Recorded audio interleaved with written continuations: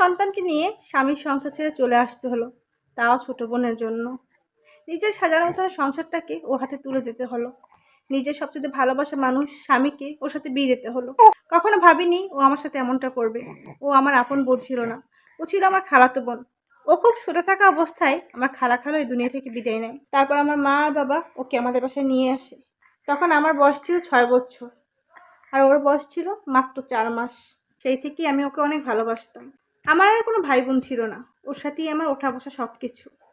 ওকে আমি নিজের আপন ছোট মনের মতো ভাবতাম। আমি যখন ইন্টার শেষ করে অনার্সে ভর্তি হই, তখনই আমার স্বামীর সাথে আমার সম্পর্ক হয়। আমার স্বামী তখন ছিল অনার্স 3rd ইয়ার স্টুডেন্ট। আমার স্বামী অনার্স মাস্টার কমপ্লিট করার পর খুব ভালো একটা জব পায়। তারপর সে পারিবারিকভাবে আমাদের বাসায় বিয়ের প্রস্তাব দেয়। আমার বাবা মাও রাজি হয়ে যায়, আমাদের বিয়ে হয়ে যায়। তো আমার বিয়ে হয়ে যাবার পরে আমার স্বামী আমাকে নিয়ে ঢাকা চলে যায়, কারণ ও ঢাকায় জব করতো। এদিকে আমার বাবার বাড়ি ও শ্বশুর বাড়ি দুটাই বরিশাল ছিল। তা শুরু হয় আমাদের নতুন সংসার। তো এর ভিতরে আমাদের বিবাহিত জীবনে 2 বছর পার হয়ে গেছে। তো 2 বছর পরে আমার বাচ্চা কনসেপ্ট করলো। ওদিকে আমার বোনেরও ইন্টার কমপ্লিট হয়েছে। ইন্টার কমপ্লিট হয়ে যাওয়ার পর আমি বলছি, বরিশাল তেমন কোনো ভালো কলেজ নেই, তুই ঢাকায় এসে ভার্সিটিতে ভর্তি হবি, তুই এখানে এসে কোচিং কর। তো এখানে চলে আসতো। ওইদিকে আমার বাচ্চা কনসেপ্ট করছে, আমি একটু অসুস্থ। এইভাবে করে খুব ভালোই কাটছিল।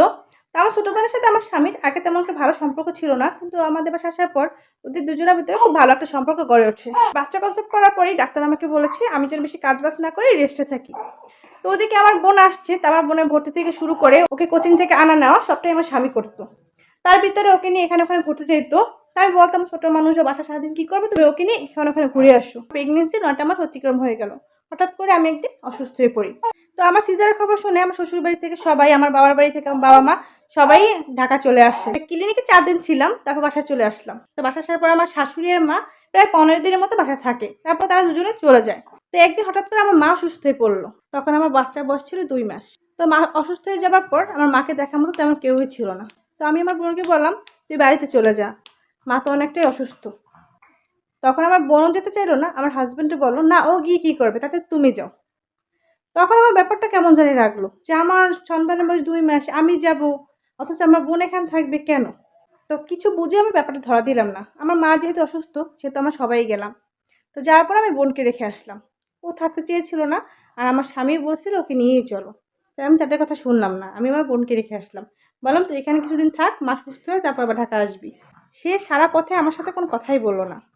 বাসায় এসেও সে আমার সাথে কোনো কথা বলে না। ওদিকে শুনতে পেলাম আমার স্বামী বারান্দা বসে কার সাথে কথা বলছে। তো আমার স্বামী মোবাইলটা রুমে রেখে সে ওয়াশরুমে গেল। মোবাইলটা হাতে ধরতে দেখি আমার বোনের মেসেজ। তো তাদের মধ্যে অনেক অনেক অনেক মেসেজ।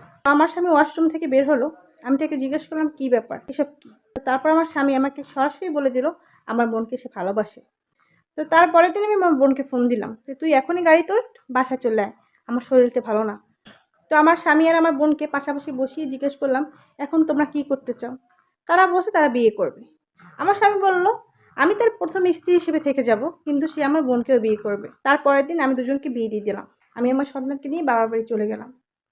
বাবা মাকে সম্পূর্ণ ব্যাপারটাই ঘুরে বললাম। চিন্তা করছি আমার সন্তান একটু বড় হলে আমি চাকরি করব। আমি আমার স্বামীকেও ডিভোর্স দিয়ে দিয়েছি। তো এই কাহিনীটা আমার একটা পরিচিত আপুর। যদি আপনাদের ভালো লেগে থাকে অবশ্যই পাশে থাকবেন। আসসালামু আলাইকুম, আল্লাহ হাফেজ।